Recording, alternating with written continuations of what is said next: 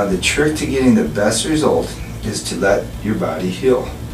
The easier you take it, the quicker you're going to heal, the better your results are going to be. I can't stress to you enough the importance of taking it easy. No going to the gym, no heavy lifting, don't do anything to jeopardize what we did here today. Most definitely.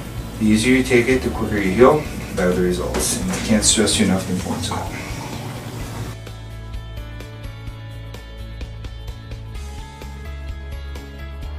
When you look at yourself straight on, just kind of envision, yeah. Yeah. So that gives us plenty of forehead, okay? Still gives us a nice natural recession. Not too much forehead, but right on the money. Yeah. And then that'll square that off so that won't open up.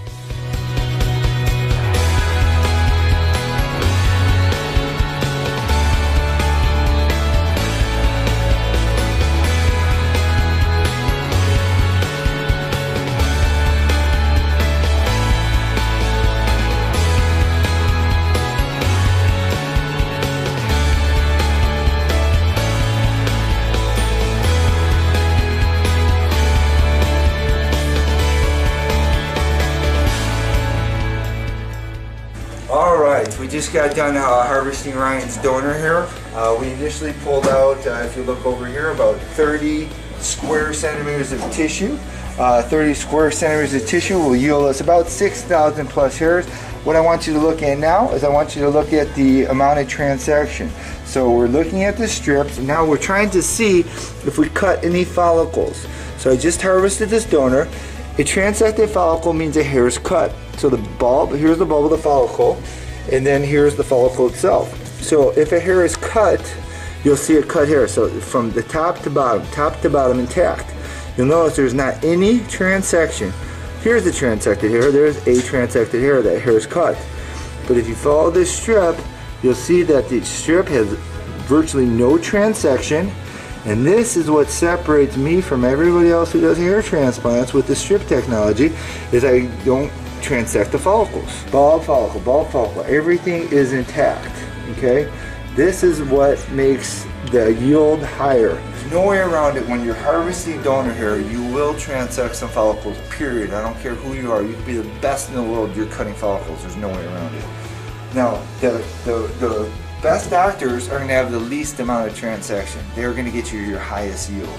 I'm not saying I get perfect strips each and every time, but I consistently get this, and that's how I get the results I'm getting. Then this goes to my staff, and then they go cut it under microscopes, one by one, to make sure that we preserve that follicle, to make sure we get the highest yield.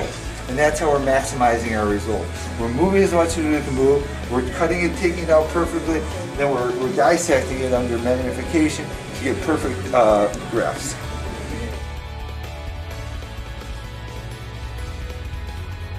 And look at that, the entire way across, we got ourselves a beautiful suture line.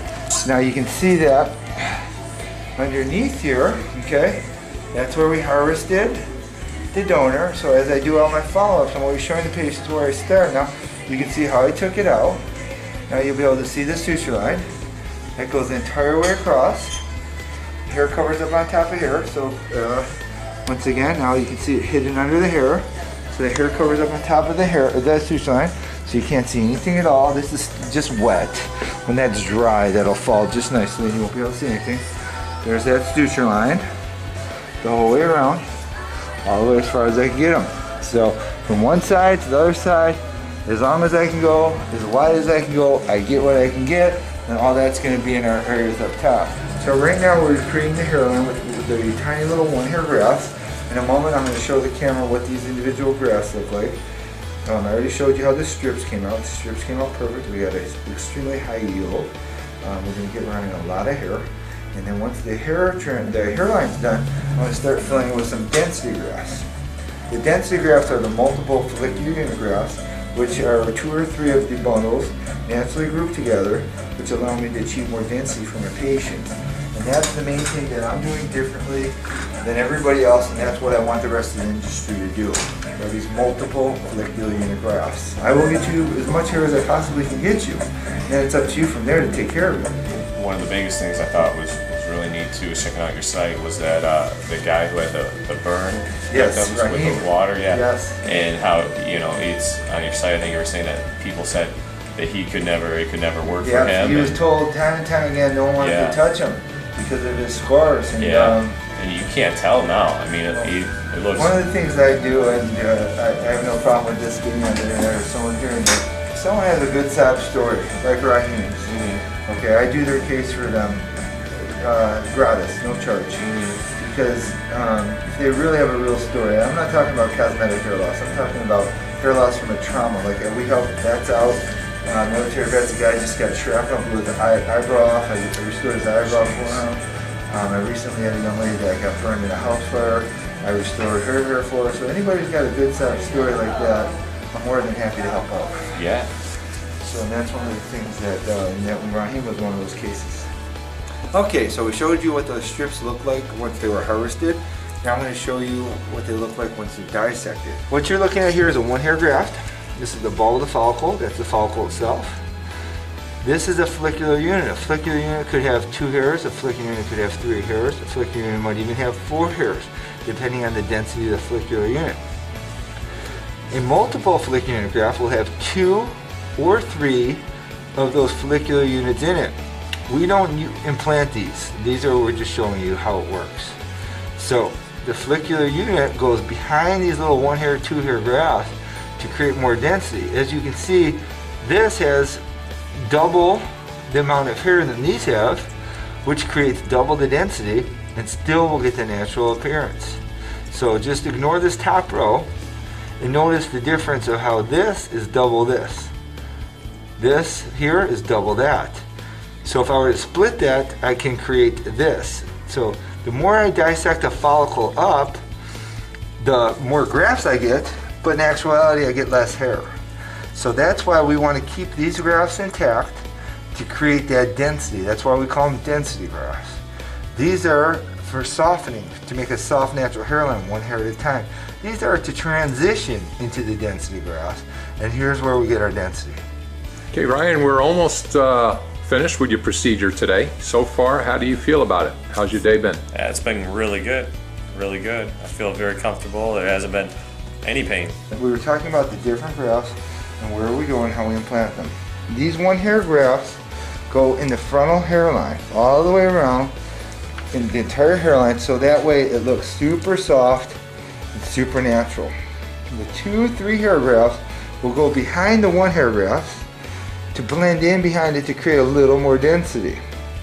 The multiple follicular unit grafts will go even further back to create the density, and they're blended in with these little ones in between so you can't see them. We want the industry to pick this up because we want them to use these stronger grafts to get more hair for the patients, to get the patient through this process quicker. That's why we want everyone to do this, because it's going to help everybody. It's going to help the industry, and it's going to help the patient most importantly. We also use that multiple follicular unit graft in the back. We started to create this spiral pattern. So by putting that multiple follicular unit graft in the back, creates more density, and these will be undetectable as you'll see when this grows out. So this is the spiral I built, and this goes all the way around. It's going to blend in and around, and then you can see where he has hair. We're not putting the hairs because we want to get the most out of it and putting it where it needs the most today. It's going to do the preventative treatments that's going to help hopefully hold on to that hair in that bridge, and then hopefully we'll be able to wind them up in one more procedure. Alright, so the procedure went absolutely perfect. We were able to harvest, we got you about 32 square centimeters of tissue, which yields you about 6,500 to 7,000 hairs based on your density. Wow. So one excellent. I was able to do everything we talked about. So the camera can see, we harvested Ryan all the way from over here. This is just a little, it's not completely dry, but as you can see when it does dry, completely covers. That's the area where we took that suture line from. Still no. So we harvested that all the way around. We harvested him all the way to his other side. As you can see, this is white, it's not just clean and dry, and that goes all the way around. Now, what we did for Ryan today is we did exactly what we said. We recreated the hairline, so we built them in all the way around. So these are the grafts. So this is his new hairline that you're seeing here. So it's nice and soft and staggered, it's just the way we talked about. So those are the little 1-hair grafts all the way around the front. Then what we did is we did the little 2, 3-hair grafts behind that, and then we used the strong grafts back there for the density. We did what we went for the most bang for the buck, meaning that we put the hair exactly where he needs it. He needed it in the front and he needed it in the back. create a little bit of a spiral in the back with some little ones around the edges to blend in. And so that way we hit the two most important areas, the front and the back. He had hair in the center, so that way when this grows out, it'll look like he's got his hair back. Then he'll come back probably one more time in about a year. We'll probably either tighten the hairline up or close the crown, or we'll just kind of play it by ear and see how he does. Hi, how are you? We're here with our patient Ryan. He's here just for a quick little follow-up at the month point. I just want to show you how he's progressing as far as where the hairline is and what's happening as far as initial growth. We did a max size case on Ryan where we harvested him all the way from one side over here all the way to the other side over there and just got as much hair as we possibly could for him. So this is the beginning of the suture line. And then this goes around. You can see this little line here. This is the suture line. And this is at the month point. Now this is going to continue to heal over the next month, over the next year, excuse me. And then you can see at the month point, it's already undetectable. See this little line here? That's the suture line. So that little discoloration that you're seeing here, this little discoloration will go away. But what's important is to see is how nicely this is healed in a month. And he could cut his hair probably right now with a 2-blade and you won't even be able to see this. Here now you can really see the line itself because now you got some real color. But that's what it looks like. And this will be completely undetectable in about another, let's say, month or so. You probably won't be able to see any of that redness at all. That'll all clear up. We transplanted Ryan's entire hairline. We went all the way across. He's got really initial growth coming in. See his little hairs? That's a little micrograft starting to come in. These are some hairs that actually grew faster.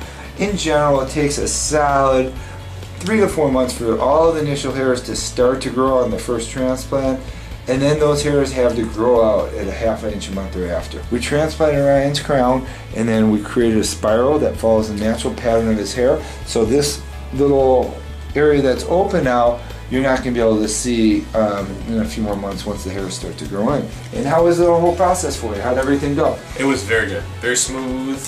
I mean, no pain or anything. Hello, I'm Josh. I work with Dr. Bolton every day, and this is Ryan, his patient. What I'm going to show you today is the beginning growth. Ryan is just 1 month out, and we just want to encourage him a little bit because he really doesn't see a whole lot of change from when he first came in the door, which is normal.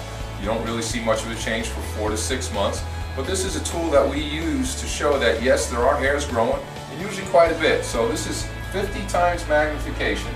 You can see on the screen the actual weaves of my shirt, and we're going to go into Ryan's scalp and show you his new growth.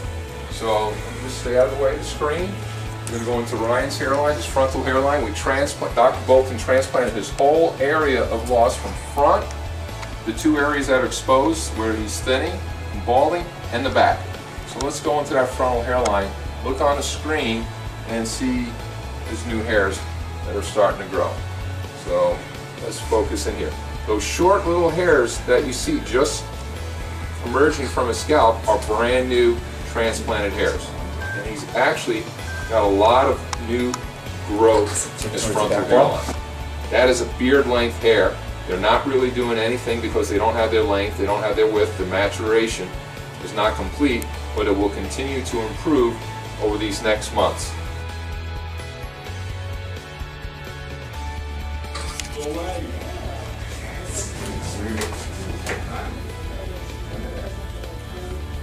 Look at that. Didn't even get to comb through. What's up with there?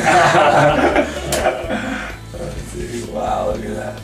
Look at all that hair. Look at all that hair. I can get pick a side, right or left. I love it, buddy. I love it. Chin up one, drop here. Cool. Other side. Look at that one.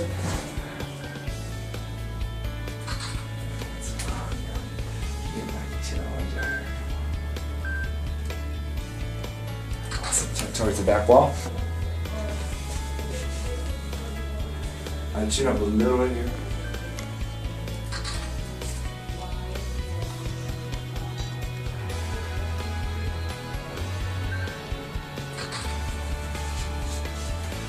Let's check these out and see how that goes. I can get it. Alright, check this out, Nick. Let's see how we did.